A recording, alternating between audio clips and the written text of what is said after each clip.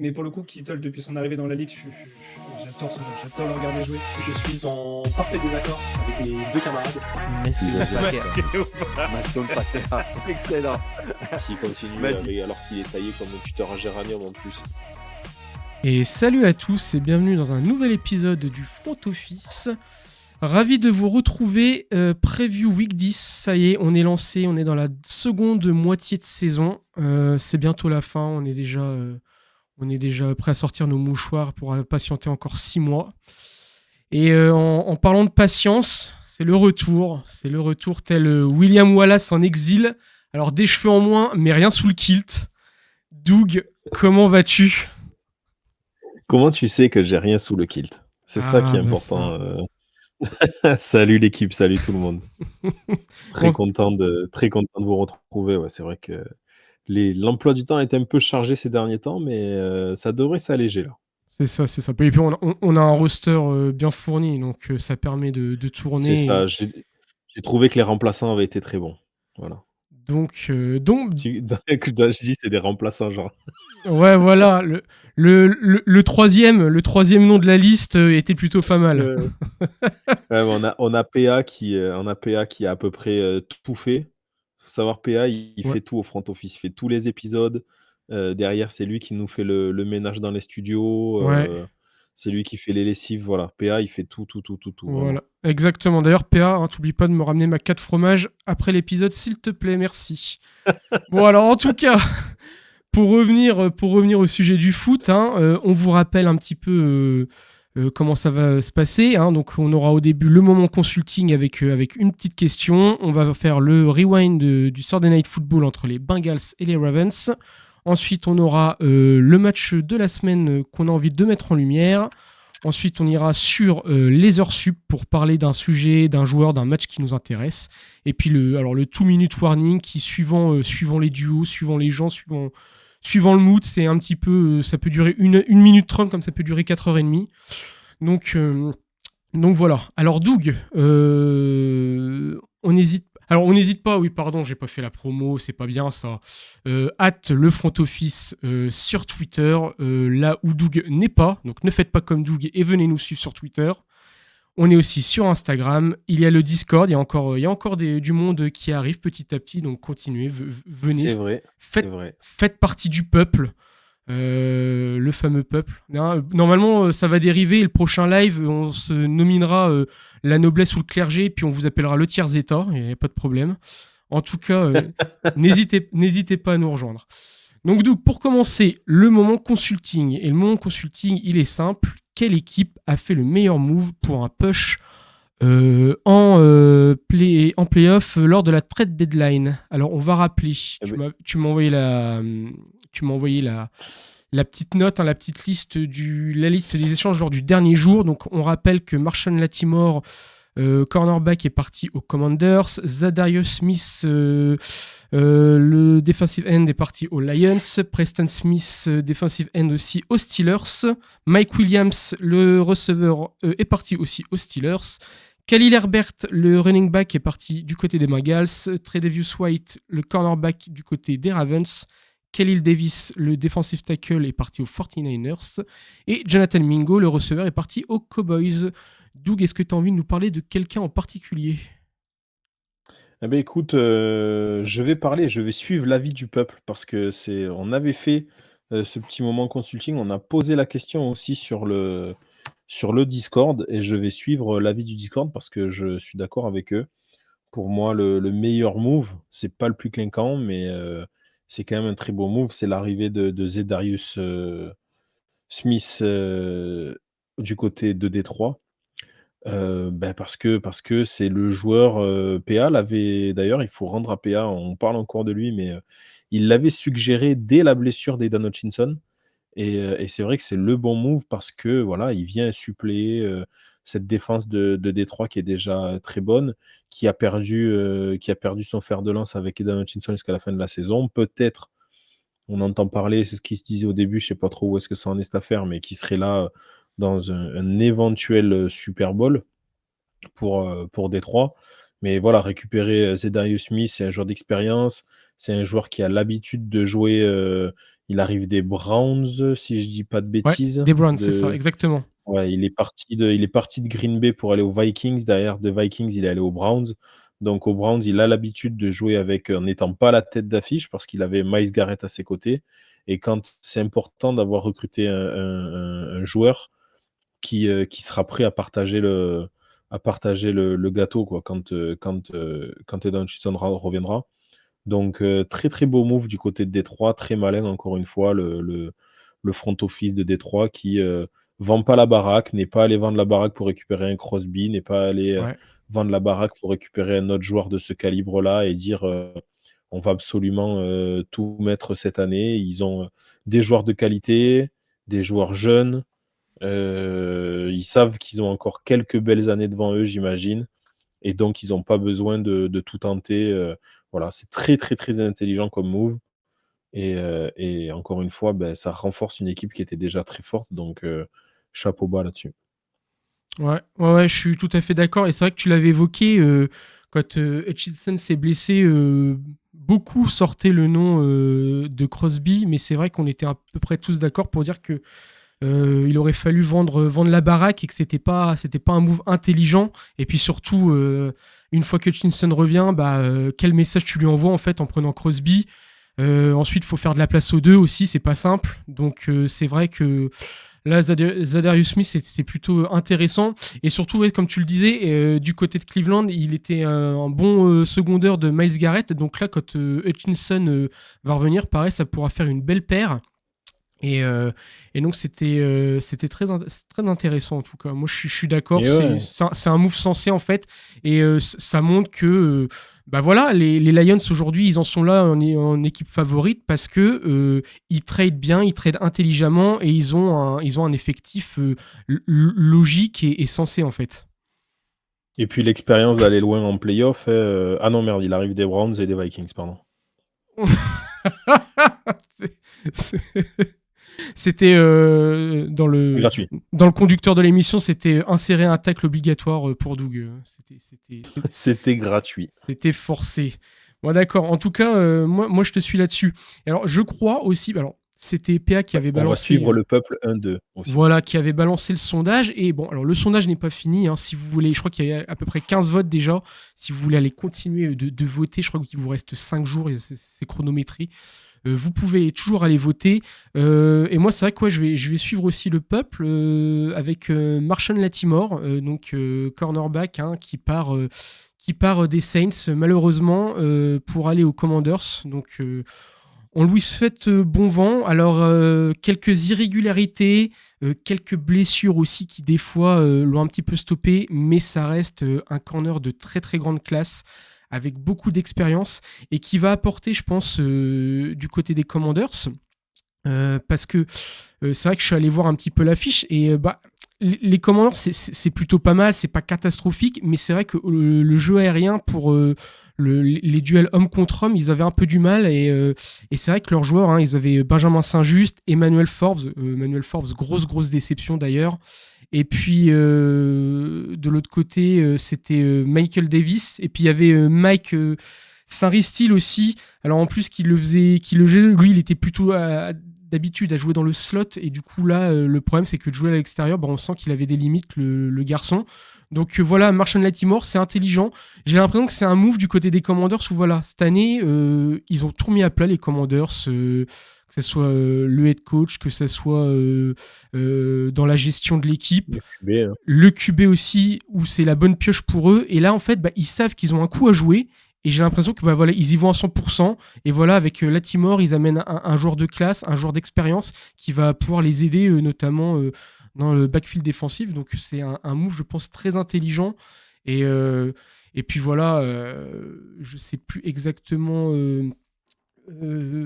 quelle est la nature du trade, mais de toute façon, voilà, les Saints, en plus, vu dans la phase où ils étaient, ils avaient besoin un peu de virer du monde, et du coup voilà, je pense que les Commanders en ont profité, donc très très beau move aussi de leur côté. C'est ça, on voit que les Commanders ils ouvrent une nouvelle ère, et on dirait un petit peu le pote qui a pas trop l'habitude de choper en boîte et qui pour une fois attrape la plus belle de la soirée. Et du coup après derrière il en fait trop, tu vois, il paye des bouteilles, il met tout. Donc là, ils ont réussi à choper Jaden Daniels. Du coup, derrière, ils essaient de tout faire autour pour que ça marche.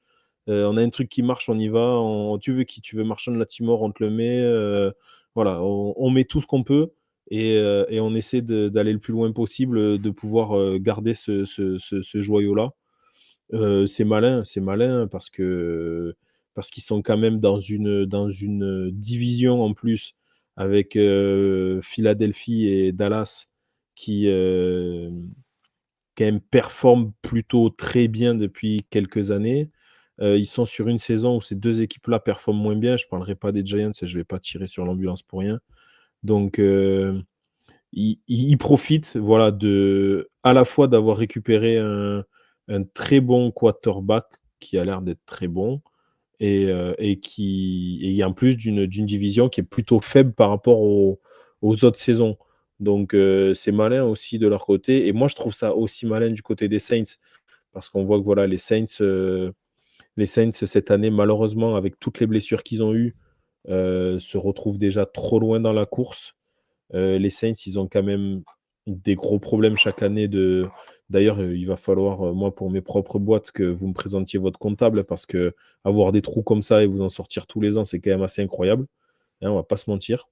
Ça passe, ça passe. Donc, ouais, voilà, c'est incroyable. Il n'y a aucune inscription sur le cabis ou quoi que ce soit. Là, tu peux avoir 20 millions de trous à 3 dollars près à la fin, ça passe.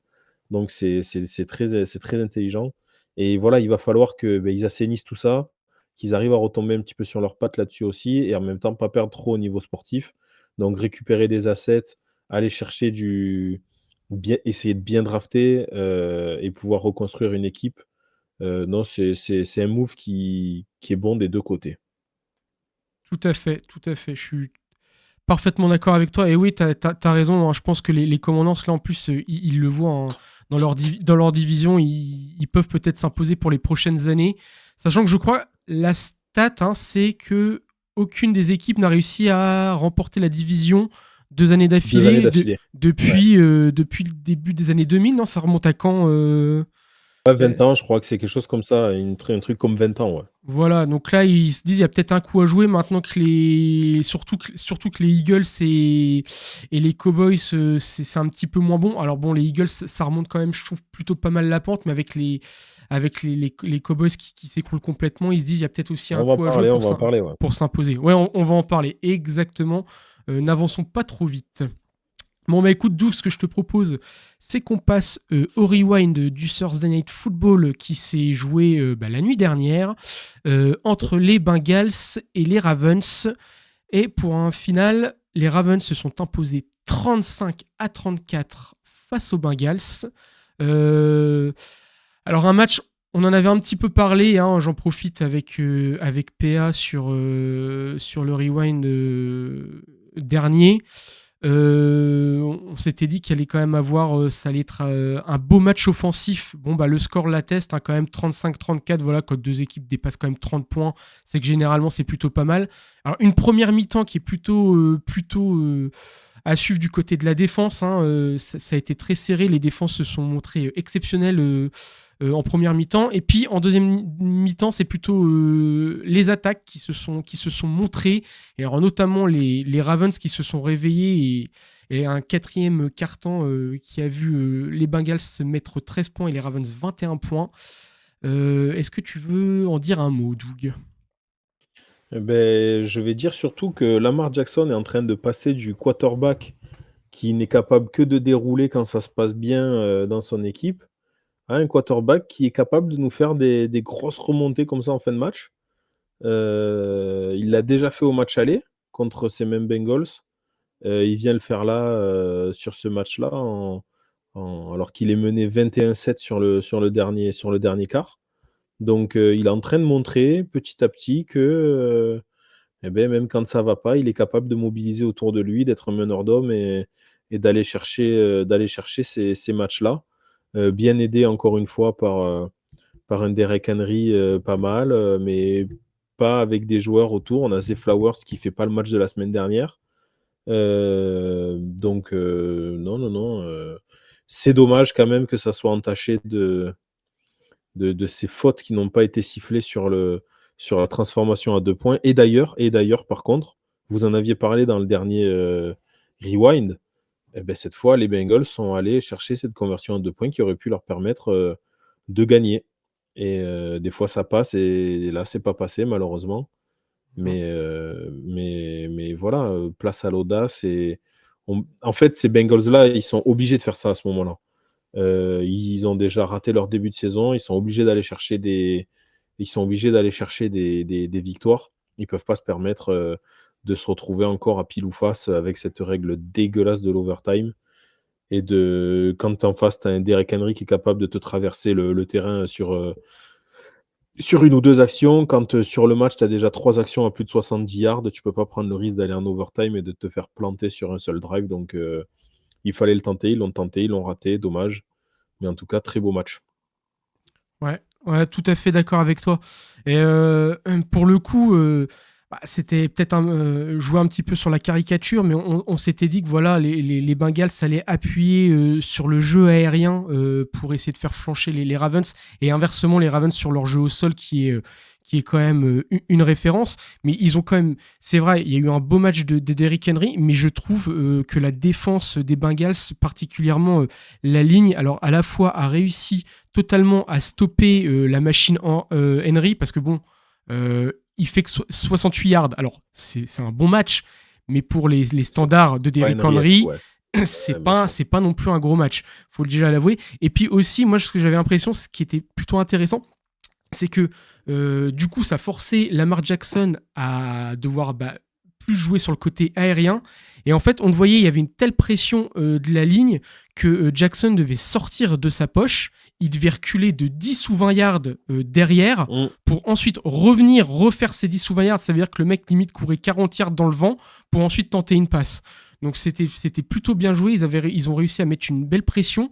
Et c'est vrai que, et je sais pas ce que t'en penses, mais tu le disais pour Jackson, et moi j'ai l'impression que Jackson, depuis l'année dernière et les playoffs, où quand ils se retrouvent face aux Texans, où à la mi-temps ils sont à 10-10 et on a des Texans qui sont quand même qui ont créé l'exploit, qui ont créé la hype autour de la saison dernière, et t'as un Jackson qui a dû gueuler un peu dans le vestiaire l'année dernière, et ils sont revenus complètement métamorphosés. Il leur avait mis 24-0 en seconde mi-temps. Et moi j'ai l'impression que depuis cette année, en fait, il marche sur ça, et Jackson, voilà, c'est un vrai meneur d'hommes, c'est un vrai QB. Maintenant, c'est un vrai QB, c'est un QB, mais c'est un vrai meneur d'hommes et un vrai chef d'escouade. Et il arrive à emmener tout le monde avec lui dans le même sens. Et en fait, c'est incroyable. Et non, et franchement, chapeau. Et en plus, sincèrement, il lance quand même beaucoup plus et beaucoup mieux cette année. Et un beau match, faut souligner, de Tylan Wallace. Moi, je l'avais pas vu venir du tout. 3 réceptions sur 3 targets, 115 yards. Donc voilà, c'est quand même à noter. Et 3 joueurs au-dessus de 50 yards à la réception, hein, Rashan Bateman et puis Mark Andrews aussi, il faut le souligner. Donc voilà, super intéressant. Si on veut aussi souligner une grosse performance, c'est Ja'Marr Chase de l'autre côté, par contre, qui lui fait 11 réceptions, 264 yards et 3 touchdowns. C'est énorme.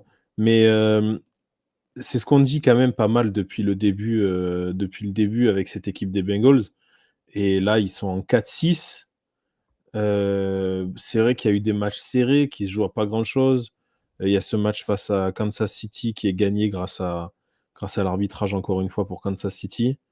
Mais voilà, ils sont en 4-6, et tu as l'impression de cet élève-là qu'on avait tous au lycée, qui a des facilités, qui est au fond de la classe, mais qui a toujours plus ou moins des bonnes notes, qui s'en sort avec son 15-16, mais qui par contre n'arrivera jamais à faire une carrière universitaire parce qu'il ne travaille pas assez. Voilà, qui vit sur ses acquis. C'est un petit peu ça, les Bengals. Et cette année, les acquis, ça passe pas, ça suffit pas. Donc voilà, ils se retrouvent en 4-6, ils vont cravacher jusqu'à la fin de la saison. Et à l'arrivée, j'ai pas répondu à ta question sur Jackson. Voilà, désolé, je l'ai mangé. Ouais, mais je ne sais même plus moi non plus ma question, en fait. Je sais plus ce que j'avais dit. Ouais, Non, tu bah disais écoute, qu'il avait l'impression qu'il était devenu plus meneur d'hommes et tout. ouais, Heureusement qu'un ah gars oui. comme un gars qui a quand même été 2 fois MVP, est un minimum un meneur d'hommes et pas un géo de Club Med, quoi.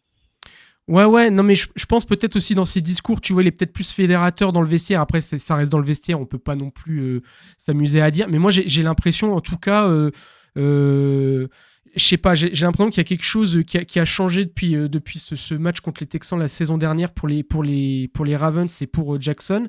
Et je sais pas, je trouve que ça fait du bien, mais c'est appréciable en tout cas à voir. Par contre, du Mmh. coup, est-ce que pour les Bengals, c'est fini là cette saison? Bah, fini, c'est dur de dire qu'une équipe elle est finie en 4-6, mais le problème qu'ils ont, c'est qu'ils sont en AFC Nord et que devant eux, et beh, il y a Les à la fois Ravens. du coup les Ravens et les Steelers Ouais, les Steelers et toujours. ouais, ça risque d'être compliqué. Je suis en train de regarder leur calendrier là rapidement, qu'est-ce qu'il leur reste à jouer? Derrière, ils vont aux Chargers, ils reçoivent Pittsburgh. Ils n'ont pas encore fait leurs 2 matchs contre Pittsburgh. C'est peut-être ce qui, Ouais. s'ils gagnent ces 2 matchs-là en ayant parce qu'après c'est plutôt «facile» entre guillemets. Tu as les Chargers, tu as Dallas où ils auront toujours pas Dak Prescott vu que c'est dans 3 semaines.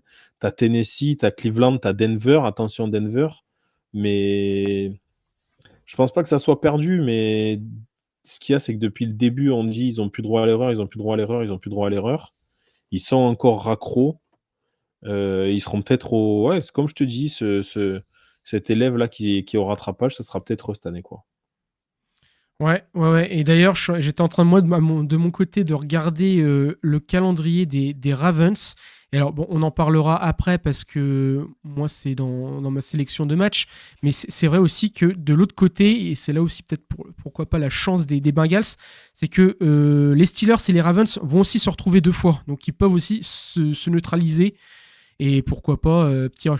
Mais bon, il y a toujours ce côté, tu vois, on va dire, il y a toujours ce côté, bah ouais, mais c'est con pour les Bengals, voilà, comme d'hab, ils commencent leur saison avec 3 défaites parce qu'ils n'ont pas cette niaque, ils n'ont pas ce sérieux ou cette autosuffisance à se dire que de toute façon, le reste de la saison va suffire, donc ils débutent mal. Et tu vois, c'est des matchs comme ça, peut-être à la fin de la Mmh. saison, là, ils vont peut-être s'en mordre les doigts, tu vois.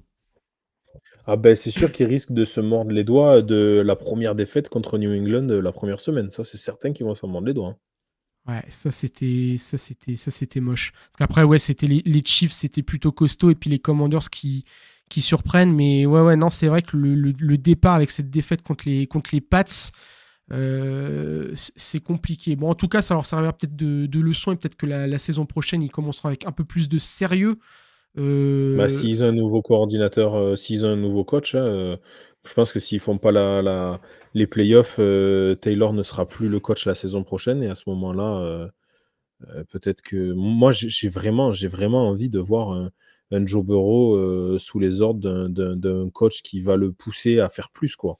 Parce que bon, pas lui personnellement, hein, parce que encore une fois là, il fait quand même plus de 400 yards à la passe, mm, non, il fait un très, très gros match, c'est pas imputable à Joe Burrow. Mais ce que je veux dire, c'est toute cette équipe-là avec un vrai coach qui va vraiment les pousser, dans leur retranchement, ça peut faire mal, quoi. Parce qu'il y a du monde, hein. Tu as Burrow, tu as Higgins, tu as Chase, en défense, tu as Hendrickson et cetera. Putain, c'est pas des peintres les gars, quoi.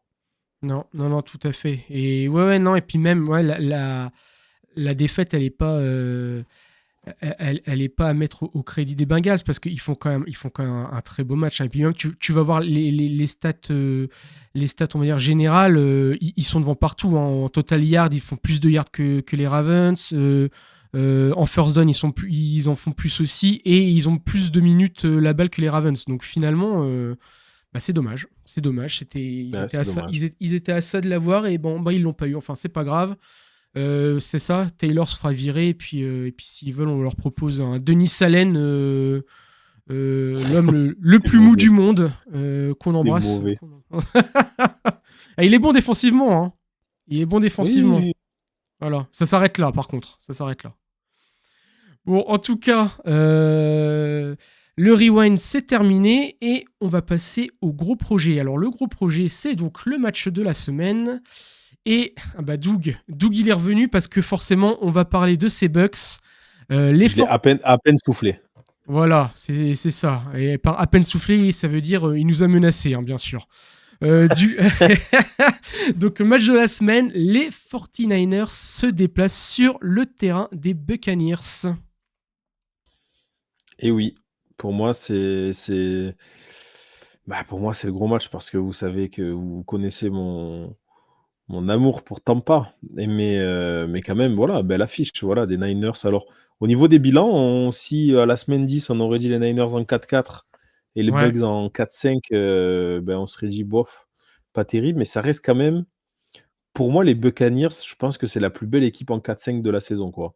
Parce que en attaque, qu'est-ce que ça joue? Ça régale, quoi. Franchement, en attaque, ça régale. Le dernier match contre Kansas City, tu n'as pas, t'as pas Mike Evans, t'as pas Chris Godwin. Putain, quel match en attaque encore. On a un coordinateur offensif. On se demandait comment ça allait se passer avec le départ de Dave Canales, comment l'équipe allait réagir, comment Baker Mayfield allait jouer cette saison, alors qu'il avait plus son coordinateur. Oh, le travail de Cohen, l'ingéniosité du mec, la créativité, les appels de jeu, la perte de ballon chez l'homme qu'il a aussi, parce que voilà, il fait des appels de jeu hyper risqués aussi. Et ça se passe. Alors oui, il manque ce qui faisait de la force des Bucks ces dernières années, c'était une grosse défense. Ben là, cette année, la défense, elle est pas mauvaise, mais elle est plus facile à jouer. On a maintenant l'habitude des systèmes et des schémas de Todd Bowles. Il est aussi un petit peu moins agressif. Et j'ai l'impression que c'est ça qui fait que cette équipe aujourd'hui est en 4-5 et pas en positif. Et puis qu'elle n'a pas été épargnée par les blessures aussi. Donc, mais voilà, venir recevoir les 49ers à ce moment-là de la saison, c'est pas un cadeau. Recevoir les 49ers avec le retour de Christian McCaffrey aussi, ça va pas être un cadeau. Et du coup, c'est un vrai beau match. C'est un vrai beau match. Ouais, tout à fait. D'ailleurs, je crois que tu l'avais encore dit en début de saison, sûrement un rewind, mais ça s'applique, je trouve. C'est vrai que les Bucks, tu l'avais dit, c'est une équipe travailleuse et c'est une équipe sérieuse. Ouais. Et je trouve qu'on le voit parce que, et tu fais bien de le souligner, c'est vrai que vous n'avez pas été épargné par les blessures, mais c'est à peu près le lot de toutes les équipes. Mais j'ai l'impression que c'est vrai il y a des équipes, soit en tout cas et là, c'est pas du tout un tacle envers les fans, ceux qui protègent leur équipe contre vents et marées. Mais il y a des équipes, on a l'impression qu'elles jouent plus sur ce fait que notre équipe est décimée et ouin ouin ouin et la saison elle est un petit peu en dessous. Alors que vous, les Bucks, ouais, non, ça continue de travailler et franchement, vous pouviez aller la chercher contre Kansas City. Donc c'est vraiment dommage. Ah, c'est une honte. C'est une honte. Ça, c'est une. Voilà. On reviendra pas sur ton moment préféré du match, Non, hein, l'overtime, hein, Doug, que tu chéris tant. Mais, voilà. mais c'est vrai que ça va être un beau match. Et on en parlait en off juste avant de tourner l'épisode. Tu l'as bien dit, c'est le retour de McCaffrey. Donc, toute la sphère fantasy est en ébullition, là, je crois, parce que je crois Les que mecs vont enfin pouvoir jouer. goûter le fruit de leur investissement. Voilà, de leur pick 1. Enfin, il va jouer, enfin, il va marquer des points en fantasy. Mais moi, ce que je te disais, et c'est plutôt vrai, c'est que je pense qu'il vaut mieux prendre un McCaffrey maintenant, qui va seulement débuter sa saison, qui revient de blessure, et peut-être dans une équipe des 49ers qui est un peu en doute, hein, parce qu'ils sont en 4-4, hein, finalement, ils sont plutôt en difficulté. Un match, ça va, un match, ça passe pas. Et donc, vaut peut-être mieux l'affronter maintenant que dans 2-3 semaines, quand il sera de nouveau rodé, finalement. C'est pas faux. C'est une possibilité, en effet. En plus, ça joue chez vous, donc vous aurez aussi l'avantage du terrain, l'avantage du public. Et ça va être un beau match. Moi, franchement, je reste persuadé que vous pouvez le faire. Parce que vous. Bon, j'avais voté pour les Chiefs, hein, le dernier match contre les Bucks. Mais bon, les Bucks m'ont surpris et vous pouvez y aller. Et puis alors franchement, avec quel bonheur, Baker Mayfield, ça y est, il est installé du côté de Tampa, hein. Et il Baker est heureux. Mayfield, je vais te dire, la grosse différence cette année au niveau des Bucks, c'est la ligne. Putain, on a enfin Mm. une ligne, un intérieur de la ligne par rapport à la saison dernière. On avait une très grosse ligne l'année où on gagne le Super Bowl. Derrière, ça a été plus compliqué avec la blessure de Ryan Jensen. On a fait aussi un petit peu du bricolage au niveau des guards, etc. Tu as une éclosion énorme de Tristan Wirfs cette année qui est énorme, le tackle. Graham Barton, le centre qu'ils ont drafté, qui est très très bon, très intelligent, qui aide énormément aussi Baker Mayfield dans ses appels. On a enfin un jeu de course avec Bucky Irving, avec du coup Rashad White qui a monté son niveau aussi. Avec le troisième, là, on a un troisième joueur qui a fait le match énorme contre Running back contre vous, le running back Sean Tucker, qui a ouais, fait un Sean match Tucker, énorme ouais. contre la Nouvelle-Orléans. Cade Otton qui est enfin au niveau qu'on l'attendait, Ouais. d'avoir un vrai tight end depuis la retraite du Gronk, qui a fini effectivement chez nous. Donc, non, la grosse différence pour moi, c'est la domination au niveau des lignes, que ça soit offensive et défensive. Quand on voit le boulot qu'on fait en ligne offensive, quand on voit le boulot à la ligne défensive avec un Vita Vea qui joue maintenant tous les. Alors là, je comprends pas. Vita Vea, maintenant, il joue tous les snaps. Il n'a plus besoin de se reposer. Ils y ont greffé un truc comme Iron Man, là. Je pense qu'ils y ont mis un cœur bionique, là, ou je sais un pas cœur, quoi. Ouais. un cœur bionique qui lui permet de bouger, de mouvoir son corps de mafre. Là, il fait 200 kilos et pourtant, il joue tous les snaps et il écrase les gars une fois sur deux. Il est Non, tellement franchement, rapide et agile, c'est incroyable. Vita Vea, c'est un bonheur de regarder jouer. c'est incroyable, quoi. Il a le corps de Ronflex et la rapidité chez d'un guépard, quoi. Non, il est impressionnant. Et puis, il est agile. Ouais. Non, Ouais. c'est... Non, mais Donc, la grosse différence, c'est ça, c'est les lignes. Ouais.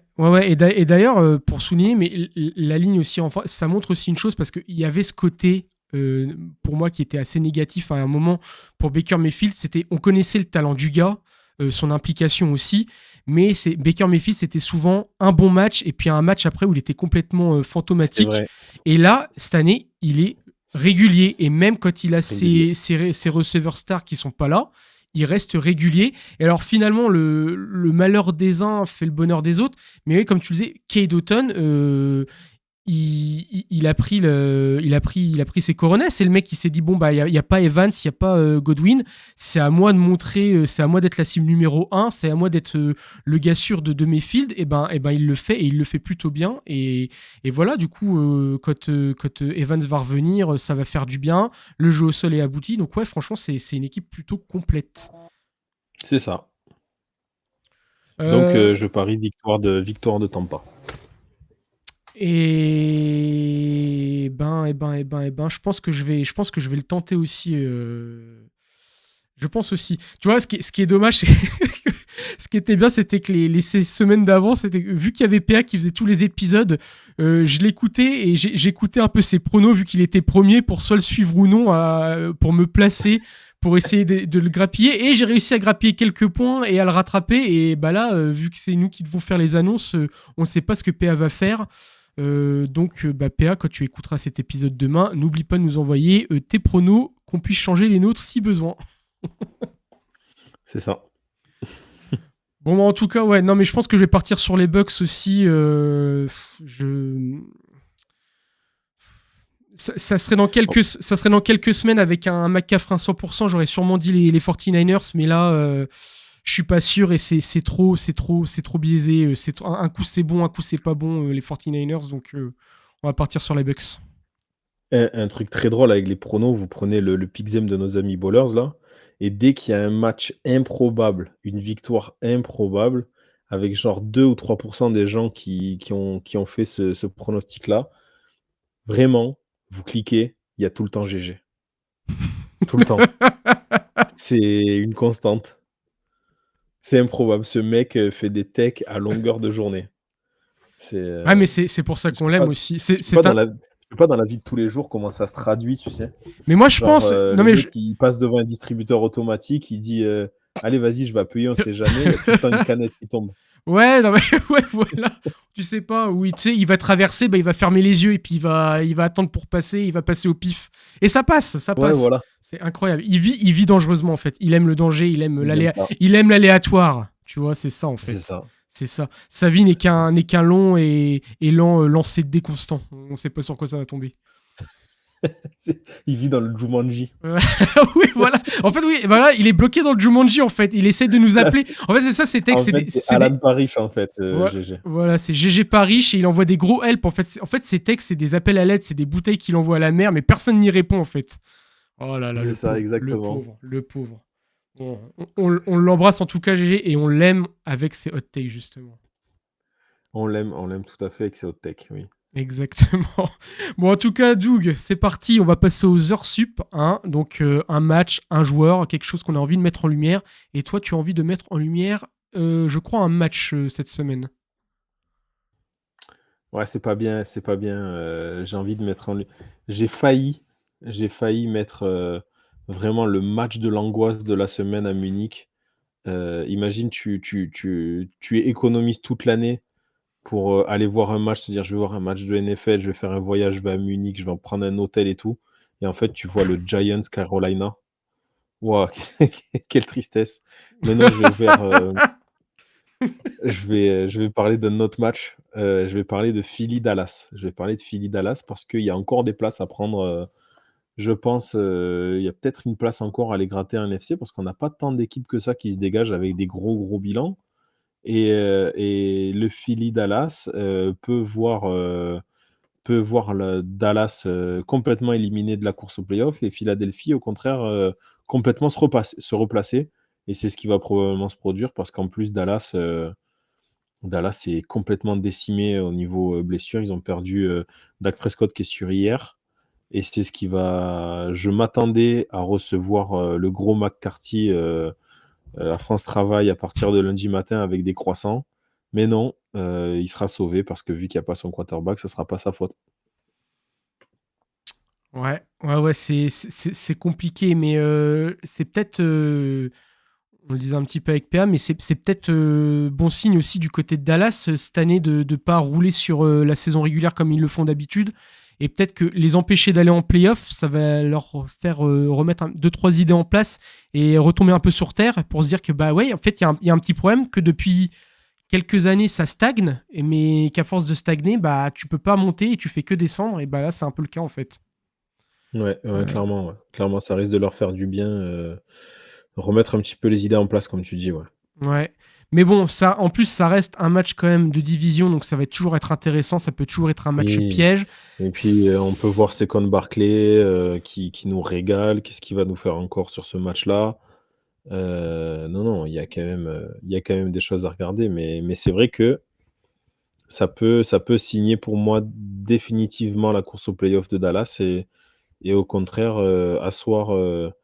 Même s'il y a les Niners, je pense que les Philadelphia pourra profiter d'une wild card. Ouais, tout à fait. Et puis alors, Philadelphie, en plus, là, ils sont sur. Alors, je vais te faire regarder, je crois que c'est 4 victoires d'affilée. Ouais, c'est ça, c'est 4 victoires d'affilée. Ça y est, ils sont en forme, les Eagles, ça, ils sont bien repartis. Qu'est-ce que t'en penses? Ouais, Bon, mais ils sont en forme. Mais l'année dernière, ils étaient très en forme avant de s'écrouler. Donc, il faut toujours faire attention. Mais c'est vrai qu'ils sont en 6-2. Ils sont deuxième en étant en 6-2. Ils sont sur 4 victoires. Après, il faut voir aussi les victoires hein, contre qui c'était. Ils gagnent les Browns au moment où les Browns sont ouais. cataclysmiques. Ouais. Les Giants, les Bengals, oui, là, pour le coup, c'est une belle victoire. Et les Jaguars, là, c'est la semaine précédente. Donc, c'est pas non plus hyper impressionnant. Ils ont de la chance, moi, je trouve, sur leur premier match face aux Packers, sur le match au Brésil. Mm. Sinon, après, ils perdent contre en gros, quand il y a eu vraiment de l'adversité, ils perdent contre les Falcons, ils gagnent contre les Saints un match alors que les Saints faisaient un début de saison énorme, ils Ouais, mais perdent contre les Buccaneers. de peu, ouais, les Saints c'était de peu, et puis c'était la ligne qui Ouais, commençait. 15-12. Je crois que c'était McCoy qui était déjà. McCoy qui a été blessé, Ouais. ouais. Du coup, Donc ouais. là, la fin de saison, ça va pas être la même, là, par contre. Il est vrai, il est vrai. Il est vrai. Mais je me dis, là, tu vois, en regardant un peu leur calendrier et tout, mais déjà, là, contre les Cowboys, je pense que offensivement, tu vois, ça va détonner. Et je suis pas sûr que du coup de l'autre côté ils puissent répondre. Les Cowboys, c'est Cooper Rush. Alors bon, Cooper Rush était pas trop mal quand il avait déjà remplacé C'est vrai. quand il avait remplacé Prescott. Mais je me dis si déjà avec Prescott il mouline les Cowboys. C'est pas avec Cooper Rush qui vont faire mieux. Et par contre, c'est du coup, oui, il y a l'arrivée de. Comment il s'appelle là, il vient d'arriver, là, il y a pas longtemps. Deontay Johnson, non du côté de Dallas. Non, c'est Ou je pas dis Johnson qu'ils ont non. pris, c'est Jonathan Mingo. Ouais, j'ai inversé, pardon. J'ai bien inversé, même. Jonathan Mingo. Est-ce que tu penses que ça va changer quelque chose pour Dallas ou. Non, c'est nul à chier. Ah bah voilà, au moins c'est dit. Au moins c'est dit. Bah, c'était le troisième receveur d'une équipe qui a une mauvaise escouade de receveurs. Ouais. Ouais, je me dis, tu vois, c'est Pittsburgh qui prend Mike Williams. Ouais, ça, oui, Ça c'est ça aurait intelligent. été plutôt intéressant parce que je pense que Mike Williams, alors pareil, c'est pas non plus un numéro 1 établi. Non, mais c'est un vrai 2. C'est un vrai 2. Mais voilà, c'est un vrai 2 qui aurait pu apporter quelque chose et surtout qui aurait peut-être pu soulager Siliem parce que Siliem, j'ai l'impression qu'il est un petit peu tout seul. Alors heureusement qu'il y a quand même Ferguson et puis Schoonmaker là un peu pour l'aider parce que bon, le jeu au sol avec Ezekiel et pas d'Eliott, ça c'est foutu. Là, il y a plus Prescott, donc franchement, ouais, je sais pas. Là, le Sidilem, je pense il est seul au monde. Il- il va reprendre le ballon, il va l'appeler, Il va l'appeler Wilson. voilà, exactement. Et puis voilà, et puis il va pouvoir pleurer. Mais bon, en tout cas, je pense victoire facile quand même des Eagles, hein. Je pense qu'il y aura Je pense aussi. pas trop d'opposition. Et du coup, moi, de mon côté, bah moi, je voulais parler du match opposant Pittsburgh et qui se déplace du côté de Washington. Alors, c'est un match, moi, qui me hype beaucoup parce qu'on a quand même là deux équipes qui sont respectivement, alors pour Pittsburgh en 6-2 et Washington en 7-2. Deux équipes qui sont en tête de leur division. Une équipe des Commanders qui surprend cette année et qui fait plaisir à voir, et puis une équipe des Steelers qu'on a l'impression qu'ils vont encore finir pour leur 18e saison d'affilée en positif. Et c'était surtout parce que pendant la off-season, on en parlait, et fallait quand même se rappeler du calendrier, parce que là, du coup, les Steelers vont revenir de bye week, hein, ils étaient en repos le week-end dernier, et ils vont enchaîner une sorte de marathon, pour rappel, qui sont Ravens, Browns, Bengals, Browns, Eagles, Ravens, Chiefs, Bengals.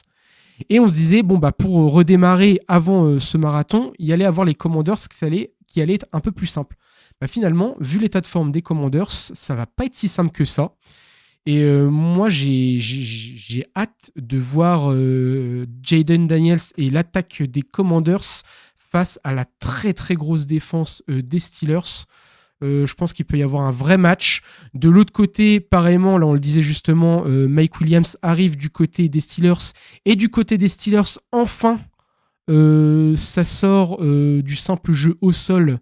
Et ça commence à un petit peu à envoyer avec Russell Wilson, et ça fait plaisir. Et il y a quelque chose à jouer.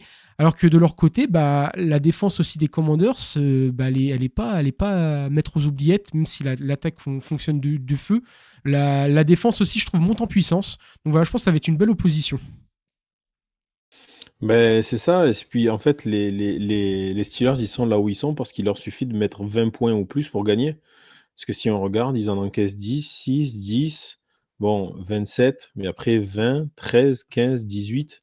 Voilà, à chaque fois qu'ils ont mis plus de 20 points, ça a gagné. Ils ont réussi à mettre plus de 20 points au début de saison avec Justin Field. Et là, maintenant, en plus, ils arrivent à mettre plus de 30 points en moyenne avec Russell Wilson. Mm. Donc, c'est ça la recette qui marche, quoi. C'est grosse défense et puis je mets un petit peu plus de points que ce que j'en ai encaissé. C'est facile, hein. C'est facile le foot comme ça, hein. Merci Mike Tomlin. C'est une défense qui est tellement énorme. Ouais. Et depuis le début de saison, à chaque fois, on dit ça y est, c'est le match test face à la grosse défense pour Jaden Daniels. Et il s'en sort plutôt pas mal, sauf face aux terribles Buccaneers. Mais ça, c'est normal, hein, c'est compliqué de gagner. Mais donc non, non, non. Oui, gros test encore une fois. J'ai l'impression qu'il n'y a pas grand-chose qui lui fait peur au bonhomme. Ouais, tout à fait. Bon, on rappelle quand même hein, que le match face aux terribles Buccaneers, c'était le premier match. Donc, il faut aussi remettre les choses dans leur contexte, même si les Buccaneers, c'est pas facile à prendre dès la première semaine. Ça, c'est Mais pas cool, ça, de décrédibiliser c'est ça. décrédibiliser mon Ouais, argument. ouais, mais comme Et puis quand les journalistes, ils font un vrai boulot en France comme ça, là, bordel. Mais comme dirait Franz, hein, des Fantasy Ballers, et puis du podcast aussi, qu'on salue, qui traitait les supporters des Buccaneers de marins d'eau douce ou de pirates en pédalo, je crois. Pirate en pédalo, il m'a dit. Ouais, voilà. Pirate Voilà. en pédalo, il m'a dit, c'est vrai. Il a tout à fait raison. Mais ouais, non, ça va être un gros match. Et par contre, c'est vrai que tu soulignais que à partir du moment où ils mettaient plus de 20 points, les Steelers, ils étaient tranquilles parce que généralement, ils en prenaient moins. Bah, de l'autre côté, par contre, les Commanders, ça met du point. Hein. Ils mettent 20 points contre les terribles Buccaneers quand même. Ils en mettent 21 face aux Giants, mais ils en mettent 38 aux Bengals, ils en mettent 42 aux Cards, ils en mettent 34 aux Browns, ils en mettent 40 aux Panthers. Donc c'est quand même aussi une attaque qui roule. Donc ça va être une très belle opposition, je pense, attaque-défense de ce côté-là. Et je pense que ça va jouer sur ce côté-là, sachant à savoir si c'est l'attaque des Commanders ou la défense des Steelers qui va s'imposer. Et de l'autre côté, il faudra essayer aussi de tenir la cadence. Du coup. Mais ça va être une belle rencontre. Oui, beau match quand même, beau match. Ouais, totalement. Est-ce que tu as quelque chose à rajouter ou est-ce que tu as un match vite fait à parler, Doug, avant qu'on passe au 2-minute warnings? Allez, on est parti sur le 2-minute warning. Ok. Alors, du coup, je vais les donner dans l'ordre de la feuille de match. Ouais, après le point. Non, surtout avec ESPN. Hein, donc, si c'est pas ça sera de la faute d'ESPN si c'est mal dit. Alors, du coup, alors, ton match préféré, Doug? Les Giants contre les Panthers. Oh là là. Oh là là là là là. Giants. Ouais, les Giants aussi. Je pense que les Giants, ils ont quand même une bonne dynamique. Et bon, les Panthers, on leur enlève pas leur victoire, mais c'était contre des Saints entre la vie et la mort. Donc c'est plus compliqué aussi de tirer une victoire là-dessus. Patriots contre Bears. On va dire Chicago. Celui-là aussi, il fait bander. Waouh. Ouais. Alors je vais dire Bears, mais en vrai, je suis tenté quand même de dire Patriots. Je vais dire Bears, mais à tout moment dans le week-end, je vais changer, je vais dire les Patriots. Il y a moyen que les Patriots puissent sortir quelque chose là-dessus. Mais bon. Les Bills contre les Colts. Les Bills. Les Bills tous les jours. Les Broncos contre les Chiefs. Je vais mettre le Kansas Referee Cheese. je vais prendre aussi. Je pense que Kansas City, de toute façon, tant qu'ils perdent pas, je mise sur eux. Hein. C'est une valeur. C'est une valeur sûre, ouais, exactement. Les Falcons contre les Saints. Eh ben, tu sais quoi? Je vais mettre les Saints. C'est bien. Je vais mettre les Saints parce que retour de McCoy, parce que nouvel head coach, petit électrochoc. Ouais. Surtout, on vous invite à aller suivre Saints France, le French Quarter Podcast sur Twitter, qui a fait un petit bilan des nouvelles applications du nouveau coach en intérim Darren Rizzi. Il fait bouger pas mal de choses et je pense qu'il va y avoir un bel élan du côté des Saints. Donc moi aussi, les Saints, de toute façon, je ne peux pas dire l'autre équipe, c'est juste impossible. Je sais pas, non, moi non plus, je connais pas. Donc les 49ers contre les Buccaneers, ça on l'a dit tous les deux, on a dit les Bucks, ouais. On a dit les Bucks, tout à fait. Les Steelers contre les Commanders. Eh ben, vu que c'est aux Commanders, je vais dire moi les Commanders. Bah, moi, je vais dire les Steelers. Je vois bien les Steelers l'emporter. Les Vikings contre les Jaguars. Ah. Donne le tien. Bah moi, je t'explique. Il va y avoir un match. En première mi-temps, il va y avoir que les Vikings qui vont jouer. Les Jaguars vont se réveiller, vont se dire ah oui, c'est vrai, on joue au football ce week-end. Ils vont revenir, ils vont perdre de 3 points, donc victoire des Vikings. Ouais, non, je vais dire Vikings aussi. Ouais. Ouais, non, Jacksonville, là, je sais pas ce qu'ils font là. Ils commencent à redresser un peu, à sortir la tête de l'eau, et en fait, rien du tout, ils continuent à se noyer en fait. Mais bon. Les Titans contre les Chargers, avec, je crois, Doug, tu me disais en off, un des prix de billets à combien $13. $13. Donc ouais, c'est $13 le plus bas. c'est un match que vous pouvez aller voir qui coûte moins cher que le récent France-Tchéquie qui s'est déroulé à Lille en octobre dernier, je crois. Hein. C'est ça qui était à 15 €. Ouais, c'est ça, je voulais aller voir l'équipe de France et c'était 15 €. Donc non, moins cher d'aller voir Tennessee, Los Angeles et je vais partir sur les Chargers. Moi. Exactement. Enfin, exactement, je te dis ça. Oui, si, les Chargers. Je vais quand même partir sur les Chargers aussi. Les Eagles donc contre les Cowboys. Ça, on a dit tous les deux, je pense, les Eagles. Oui, Ah, les Jets contre les Cards. Jets. Ah, je vais dire les Jets aussi, mais est-ce que les Cards peuvent pas faire une dinguerie? Mais ouais, non, je pense quand même que les Jets, ils sont repartis sur les bons rails là. Ouais, les Jets aussi. Alors, les Lions contre les Texans, et moi je vais commencer à parler. Je vais pas me mouiller beaucoup, mais si tu veux, parce que c'est vrai que tu fais les annonces en premier à chaque fois. Moi, je vais dire les Lions, je pense. Pareil. Il me semble beaucoup trop fort et beaucoup trop facile face à n'importe qui. Ouais, et on est d'accord que les Texans, c'est beaucoup trop inconstant, et même quand ça gagne, c'est pas rassurant quand même depuis le début de saison. Ouais, c'est compliqué. C'est compliqué un peu. Ouais, pour CJ Stroud de confirmer. Ouais, exactement. Mais bon, ils sont quand Parce même. qu'apparemment, il faut l'appeler CJ Stroud. Ouais, CJ Stroud, exactement. Mais bon, ça va. Ça va le faire. Hein. Ils restent en positif. Ils ont quand même de gros talents. Donc en plus, ils ont aussi quelques blessés, comme d'hab. Mais voilà, ça. Faut pas non plus s'inquiéter. Hein. Et enfin, les Dolphins contre les Rams. Alors ça, à mon avis, ça va être un match aussi où ça va beaucoup lancer et où il va y avoir du point. Ouais, moi je vois les Rams, c'est beaucoup trop bien coaché pour perdre à domicile face à Miami. Bah moi, j'hésite quand même, mais je vais dire les Rams. Mais Miami peuvent faire. Il y a un bon retour de Tua. Bon, par contre, moi, à chaque fois que Tua a le ballon, j'ai peur qu'il se retape une commotion. Là, j'ai toujours dans un coin de la tête. C'est quand même, je trouve, assez dérangeant cette question-là, c'est la question de Tua. Bon, après, il l'a décidé. C'est un grand garçon. Il fait bien ce qu'il veut. Mais quand même, c'est. Mais bon, depuis qu'il est revenu, c'est quand même beaucoup plus fun de suivre Miami. Et du coup, C'est vrai, oui. on rappelle que les Browns, les Packers, les Riders et les Seahawks sont en bye week. Eh ben écoute, Doug, ça va conclure l'épisode. On vous rappelle pour nous suivre sur les réseaux @lefrontoffice sur Twitter et sur Instagram. Vous pouvez aussi nous suivre sur Twitch. Hein, il y a encore 10 jours, nous avions fait un magnifique live. On s'est bien marré. Et il y en a un prochain de prévu incessamment sous peu en tout cas.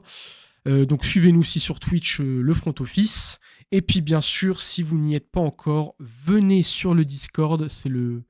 On va le dire, Doug, hein, c'est le Discord du moment. Hein, c'est celui qui est en tendance. Hein. Il est bouillonnant notre Discord. Ça ne s'arrête pas toute la journée, ça discute, que ça soit par équipe, par petite communauté ou sur les Discord, sur les salons ouverts à tout le monde. Enfin, ils sont tous ouverts à tout le monde, mais je veux dire sur les salons communs. Et non, c'est vraiment cool. On a vraiment des mecs qui font vivre ça et qui des fois, nous aussi, vous avez les petites chroniques de Guilty aussi sur les Lions qui sont sympas. Non, il y a pas mal de choses à voir. Ouais. Venez. Ah bah voilà, ça ne peut pas être mieux vendu que ça. En tout cas, venez si vous n'êtes pas encore de la partie. Et puis il nous reste à vous souhaiter déjà merci Doug, merci de ta présence. Eh ben, merci à toi et j'espère à très vite. Eh ben, mais oui, à très vite. Dès la semaine prochaine, je crois, tu vas avoir un peu plus de disponibilité, je crois. On est bon. Voilà, comme tout le monde. Et en tout cas, il nous reste à vous souhaiter une bonne soirée, une bonne journée suivant à l'heure où vous écoutez ce podcast. Et vive le football!